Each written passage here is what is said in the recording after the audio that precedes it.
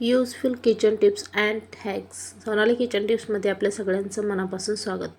स्वयंपाकघरातील कच्च्या किंवा साठवलेल्या खाद्यपदार्थाची काळजी घेणे किती गरजेचे आहे, तसेच तुमचे स्वयंपाकघर कसे नीट राहतात.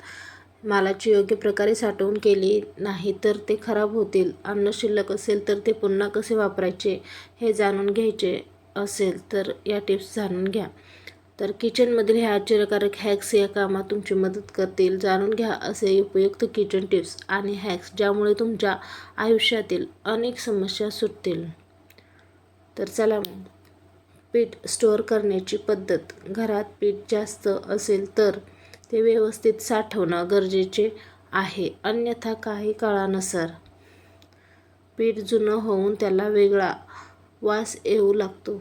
जर आपल्याला आपले पीठ नेहमी ताजे आणि कीटकांपासून दूर ठेवायचे असेल तर फक्त पिठात थोडी तमालपत्रे घाला.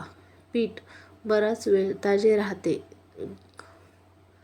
गंजापासून सुटका मिळवण्यासाठी स्मार्ट ट्रिक्स. लोखंडी चाकू, कढई, तवा किंवा कोणत्याही भांड्यात गंज असेल तर फक्त कांदा कापून गंजलेल्या जागेवर चोळून त्यापासून सुटका मिळवा. सर्व गंज साफ होईल. तसेच उरलेल्या सलादचे काय करावे?